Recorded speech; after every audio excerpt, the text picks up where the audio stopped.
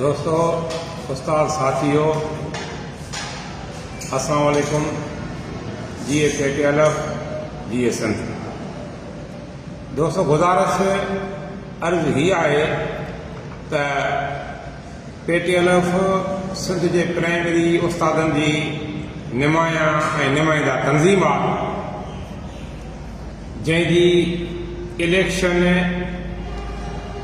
जो मुदो 2023 जे अक्टूबर महीने पूरो थी चुको ऐं उन खां पोइ पेटीएलएफ जे मरकज़ी बॉडीअ वर्किंग कमेटी खां अलावा मरकज़ी बॉडीअ वञी इलेक्शन कमीशन जोड़ी ऐं उन जे ख़िलाफ़ असां कोर्ट में वियासीं ऐं कोर्ट उन जे सॼे सिस्टम खे ख़तमु करे मोहतरम साईं हाजी अशरफ गिरोही जी इलेक्शन कमीशन खे ऐं सैयद मुमताज़ हुसैन शाह जी इलेक्शन कमीशन खे ख़तमु करे इंडस्ट्रीज़ डिपार्टमेंट खे डायरेक्शन ॾिनी त ॿिन्ही धुरनि खां टे नाला वठी करे ॿिन्ही स्टेक होल्डरनि खां मोहतरम साईं गुलाम रसूल महर साबिक़ सदर पेटीएलएफ सिंध ऐं सिकंदर जतोई साबिक़ सदर पेटीएलएफ सिंध ऐं साबिक़ सदर पेटीएलएफ सखर डिवीज़न खां नाला वठी करे इलेक्शन कमीशन वजूद में आंदी वञे। इंडस्ट्रीज़ डिपार्टमेंट ॿिन्ही धुरनि खे साईं गुलाम रसूल महर साहब खे ऐं मूंखे लेटर लिखी घुरायो। हिकु लेटर में साईं गुलाम रसूल साहब इंडस्ट्रीज़ वटि न आयो ऐं ॿिए लेटर में साईं गुलाम रसूल साहब इंडस्ट्रीज़ डिपार्टमेंट वटि आयो ऐं 3 मॉनिटरिंग कमेटीअ जा नाला ॿिए साईं ॾिना पंहिंजे लेटर जी लिखी करे ऐं 3 नाला मां ॾिना। उन खां पोइ इलेक्शन मॉनिटरिंग कमेटी जुड़ी वई। वरी इंडस्ट्रीज़ डिपार्टमेंट साईं गुलाम रसूल महर साहब खे ऐं मूंखे लेटर लिखी वरी घुरायो, जंहिंमें इलेक्शन कमीशन जे लाइ ॿिए साईं खां नाला वरिता हुया ऐं मूंखां बि नाला वरिता हुया। साईं जन खे चेयरमैनशिप मिली, जंहिंमें गाज़ी ख़ान जमाली चेयरमैन ऐं साईं अरबाब पयार साहब मेंबर ऐं मूंखे 3 उहिदा मिलिया, जंहिंमें वाइस चेयरमैन साईं मंज़ूर अहमद चांडियो साहब, सेक्रेटरी सैयद मुमताज़ हुसैन शाह ऐं मेंबर गुलाम मुर्तज़ा भंगवार साहब। कोर्ट जे हुकूमत इंडस्ट्रीज़ डिपार्टमेंट पंहिंजो इलेक्शन प्रोसेस शुरू कयो ऐं उहो हलंदो रहियो। उन में वक़्तन बवक़्तन साईं गुलाम रसूल पाण बि सखर हाई कोर्ट में पिटीशन दाख़िल कई ऐं उन खां पोइ Hyderabad high court circuit bench high court में अमीना अदी जेका साईं गुलाम रसूल महर साहब जी साबिक़ा बॉडी में जॉइंट सेक्रेटरी हुई ऐं कादिर बख्श बुगियो साहब जंहिंजो तालुक हाला शहर सां हुयो, उन्हनि पिटीशन दाख़िल कई ऐं उन खां पोइ मीरपुर ख़ासि में पिटीशन दाख़िल थी, कराची में पिटीशन दाख़िल थी ऐं उबाड़ जे दोस्तनि मोहम्मद हनी भारे जे तरफ़ां वरी सखर हाई कोर्ट में पिटीशन दाख़िल थी। इलेक्शन में मुसलसल ताख़ीर कई वई ऐं साईं उहे पिटीशनियूं जेके आहिनि उहे high court Hyderabad high court Mirpur ख़ासि उन्हनि खे नॉन मेंटेनेबल ऐं हेयर बाय डिसमिस करे न ॿुधण जूं करार ॾेई छॾियूं। सखर हाई कोर्ट जो केस बि अञा उहो पेंडिंग में हुयो आहे ऐं कराची में बि जेको केस आहे उहो बि उते अञा पेंडिंग में आहे। उन खां अॻु में सिंध एम्प्लॉइज अलायंस जी जिदोजहद जी शुरूआति थी। साईं गुलाम रसूल महर साहब इंडस्ट्री डिपार्टमेंट खे लेटर लिखियो त असां तहरीक में आहियूं, हाल फ़िलहाल इन इलेक्शन खे प्रोसेस खे डिले कयो वञे ऐं विच में सैयद मुमताज़ हुसैन शाह जेको सेक्रेटरी इलेक्शन कमीशन हुयो उन जी बि तबियत ख़राब थी पई, तंहिंजे करे इलेक्शन में 2-3 महीना प्रोसेस शुरू थियण में देरि थी वई ऐं पोइ दोस्तनि कोर्ट में रुजू कयो।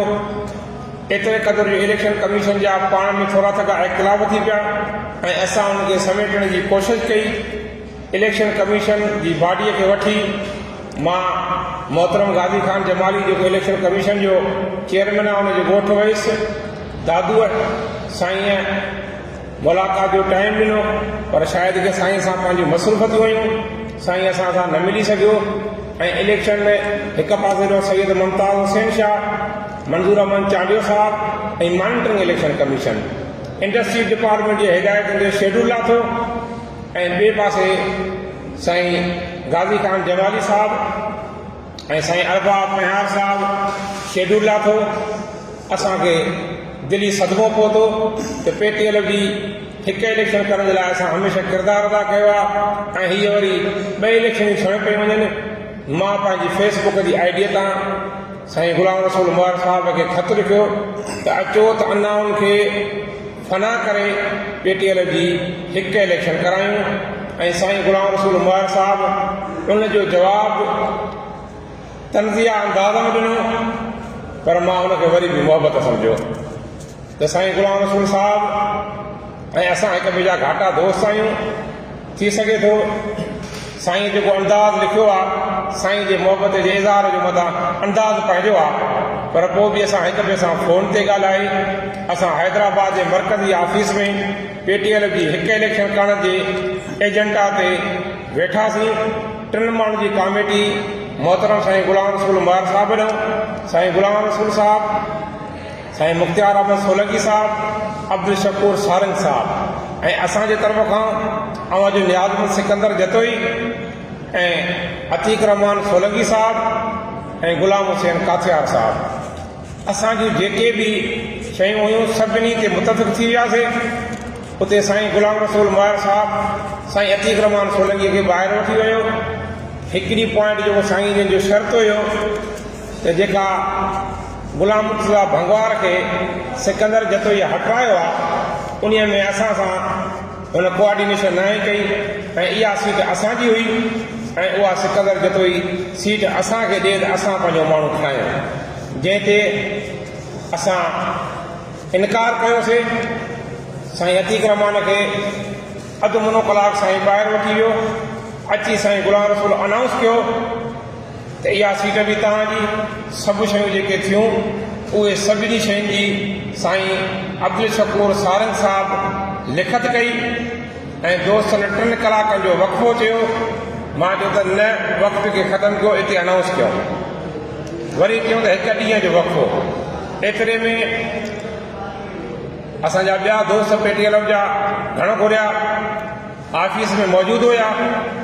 मुंहिंजो भाउ साईं अमौला महर साहब, साबिक़ डिवीज़नल सदर PTL डिवीज़न लाड़काना ऐं मुंहिंजो ॿियो दोस्त साईं अली अहमद मंगण साहब, साबिक़ सदर PTL ज़िलो हैदराबाद। मां उन दोस्तनि खे ॿुधायो त हर शइ ते मुतफ़िक़ थी विया आहियूं। साईं 3 कलाक जी मोहलत घुरी आहे। वरी साईं चए थो 1 ॾींहं जी मोहलत, त मां कंहिं हिकिड़े दोस्त खे मुतमिन कयां। फ़ैसिलो जेको पंहिंजो बीठो इहो साॻियो ई बीठो। उहे फ़ैसिले वारी लिखत बि साईं अब्दुल शकूर सारंग साहब वटि मौजूदु आहे।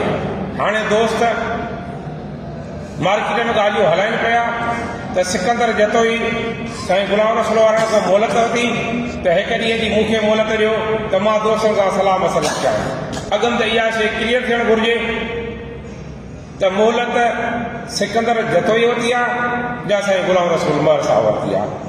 जेकॾहिं सिकंदर जतोई मोहलत वठी वरी मुसबत मोट नथो ॾिए त पोइ सिकंदर जतोई अनाड़। जेकॾहिं साईं ग़ुलाम रसूल मुबारक साहब मोहलत वठी मुसबत मोट नथो ॾिए त पोइ साईं ग़ुलाम रसूल मुबारक साहब में ठहण जी ॻाल्हि न आहे।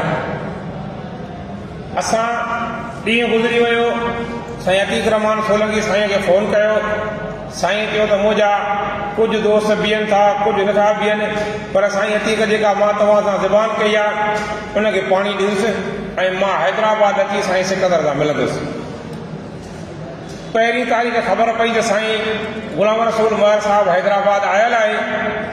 मां कमेटीअ में जेको शामिल दोस्त हुयो ग़ुलाम हुसैन काथियार साहब, उनखे चयो त साईं ग़ुलाम रसूल सां राब्तो कयो त कहिड़ी वरदी थो ॾिए। पर बाख़बर ज़रियनि खां मालूमात थी त साईं ग़ुलाम रसूल मुबारक साहब वकील करे पियो। अदी जेका अमीना ऐं कादिर बख़्श जी 2 तारीख़ ते हाई कोर्ट हैदराबाद में केस लॻल हुयो। उन में फिरियादी ॿिए संदसि बॉडीअ जी जॉइंट सेक्रेटरी अदी थी ऐं उन वरी जवाबदार बि साईं गुलाम रसूल साहिब खे थियो। माना ॿिए ठाहियूं त मां हेॾो दांह कयां ऐं तव्हां होॾो उनजो जवाबु मुंहिंजे फेवर में ॾियो त जीअं कोर्ट में आसानीअ सां फ़ैसिलो वठी सघिजे। मूंखे ख़बर पई त साईं जन वकील सां मिलनि पिया। मां बिना वकील जे हाई कोर्ट में वियुमि त मुंहिंजी नज़र साईं गुलाम रसूल उमर साहिब ते पई ऐं असां हिक ॿिए खे खिली खीकारियोसीं। केस हलणु शुरू थियो। उते मां चयो त मां बि धुर आहियां, स्टेक होल्डर आहियां। उन्हनि जे वकील मूंखे ॻाल्हाइण न पियो ॾिनो। मूंखे चयो शटअप। जंहिं ते जज साहिब खे कावड़ आई त जज साहिब हुन वकील खे चयो, अदी अमीना जे वकील खे, त तव्हां शटअप चवण वारा केरु आहियो? मां तव्हां ते 5 लख ॾंड बि विझी सघां थो ऐं ॿियो एक्शन बि खणी सघां थो। जंहिं ते साईं गुलाम रसूल ॿार वरी विच में ॻाल्हायो त साईं सिकंदर धुर न आहे, हिन खे ॻाल्हाइणु न खपे। जंहिं ते जज साहिब साॻाई नमूने साईं गुलाम रसूल खे चयो तव्हां केरु मना करण वारा थियो था? मां तव्हां ते बि 5 लख ॾंड विझी सघां थो। जज साहिब मूंखे मौक़ो ॾिनो ॻाल्हाइण जो। मां सॼो पीरियड ऐं सॼी रोज़ात खां जेके कागज़ी कारवायूं हुयूं उन सभिनी कागज़नि समेत जज साहिब खे ब्रीफ कयो ऐं पोइ जज साहिब चयो त हीउ जेको केस आहे उहो नॉन मेंटेनेबल आहे। जंहिं ते वकील साहिब रिज़वान अख्तर साहिब तमामु घणी हुते अंदाज़ में ॾाढा ॻाल्हाइण जी कोशिशि कई। जज साहिब चयो त मां हीउ फ़ैसिलो महफ़ूज़ थो कयां ऐं 3 ॾींहंनि खां पोइ उहो फ़ैसिलो आयो हाई कोर्ट हैदराबाद जो। असांजा पढ़ियल लिखियल दोस्त, असांजा अदीब दोस्त, असांजा ॾाढा दोस्त, असांजा सीनियर दोस्त उन फ़ैसिले जी तस्दीक़ ग़लति पिया कनि। अॼुकल्ह अहिड़ा सॉफ्टवेयर अची विया, उनखे तव्हां क्लिक कयो त सॼी तव्हांजी अंग्रेज़ी सिंधीअ में थी वेंदी। उन में वकील साहिब प्रे कई आहे, दाख़िल कई आहे त 19/11/2024 जो जेको ख़त आहे ऐं 6/3/2025 जो जेको ख़त आहे ऐं 24/3/2025 जो इंडस्ट्रीज तरफ़ां जेके लेटर कढिया विया आहिनि उन्हनि खे जेको आहे सो ख़तमु कयो वञे। ऐं PTLF जी साबिक़ वर्किंग कमेटी जेका इलेक्शन कमीशन जोड़ी आहे साईं हाजी अशरफ बिरोईअ वारी, लिखियो अथव त उन खे जोड़ण जो अख़्तियार आहे ऐं उन खे बहाल कयो वञे।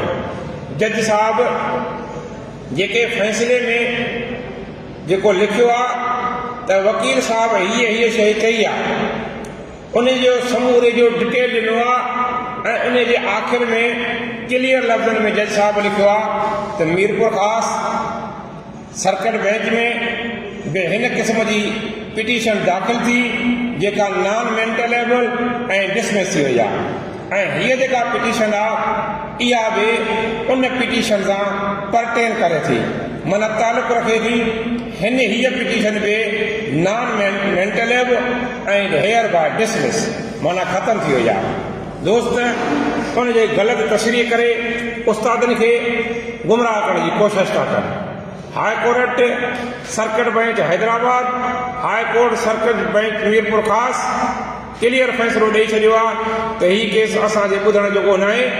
माना जेको सखर वारो फ़ैसिलो आहे 1533 वारो CP नंबर 1533/2024 वारो, जंहिंमें इस्लामदीन पयार ऐं शेरखान जतोई पिटीशनर आहिनि, उन्हनि में जेको फ़ैसिलो आयल आहे कई इलेक्शन कमीशनियूं ख़तमु ऐं जेका इलेक्शन कमीशनियूं इंडस्ट्रीज डिपार्टमेंट स्टेक होल्डर खां नाला वठी करे जोड़ींदियूं उहो फ़ैसिलो बरक़रार आहे। उन फ़ैसिले खे कंहिं बि जाइ ते ख़तमु न कयो वियो ऐं इंडस्ट्रीज डिपार्टमेंट उन ते अमल करे पई। इंडस्ट्रीज डिपार्टमेंट 9 तारीख़ ते इलेक्शन कमीशन खे ऐं मॉनिटरिंग इलेक्शन कमीशन खे तलब कयो। उन खां अॻु में मां इलेक्शन कमीशन मूंखे ऐं साईं गुलाम रसूल उमर खे ॿिन्ही खे स्टेक होल्डर जी हैसियत में घुरायो। साईं गुलाम रसूल उमर उन दरख़्वास्त लिखी मोकिली त मुंहिंजी तबियत सही न आहे, मूंखे बुखार अची वियो आहे, इहा तारीख़ ॿी मुक़ररु कई वञे। इंडस्ट्री जे डिपार्टमेंट मूंखे फ़ोन कयो त किथे आहियो? मां चयो त मां कराचीअ में आहियां। चई गुलाम रसूल साहिब हीअ दरख़्वास्त मोकिली आहे, तव्हां हाल फ़िलहाल न अचिजो।